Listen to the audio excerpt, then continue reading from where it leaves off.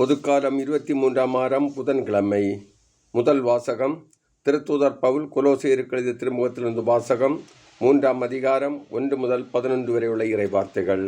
சகோதர சகோதரிகளே, நீங்கள் கிறிஸ்துவோடு உயிர் பெற்று எழுந்தவர்களானால் மேலுலகு சார்ந்தவற்றை நாடுங்கள். அங்கு கிறிஸ்து கடவுளின் வலப்பக்கத்தில் அமர்ந்திருக்கிறார். இவ்வுலகை சார்ந்தவை பற்றி அல்ல, மேலுலகு சார்ந்தவை பற்றியே எண்ணுங்கள். ஏனெனில் நீங்கள் கிறிஸ்துவோடு இறந்து விட்டீர்கள். உங்கள் வாழ்வு அவரோடு இணைந்து கடவுளிடம் மறைந்திருக்கிறது. கிறிஸ்துவே உங்களுக்கு வாழ்வு அளிப்பவர். அவர் தோன்றும் பொழுது நீங்கள் அவரோடு மாட்சி பொருந்தியவராய் தோன்றுவீர்கள். ஆகவே உலக போக்கிலான உங்கள் இயல்புக்குரிய பரத்தமை, ஒழுக்கக்கேடு, கட்டுக்கடங்காத பாலுணர்வு, தீய நாட்டம், சிலை வழிபாடான பேராசை ஆகியவற்றை ஒழித்து விடுங்கள்.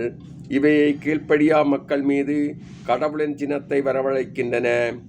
இத்தகையவர்களோடு நீங்கள் வாழ்ந்தபோது நீங்களும் இவற்றில் தான் உழந்தீர்கள்.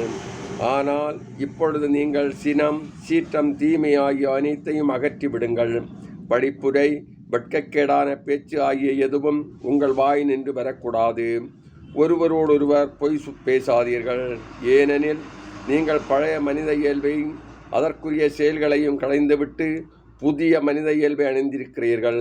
அவ்வியல்பு தன்னை உண்டாக்கினவரின் செயலுக்கேற்ப புதுப்பிக்கப்படுகிறது.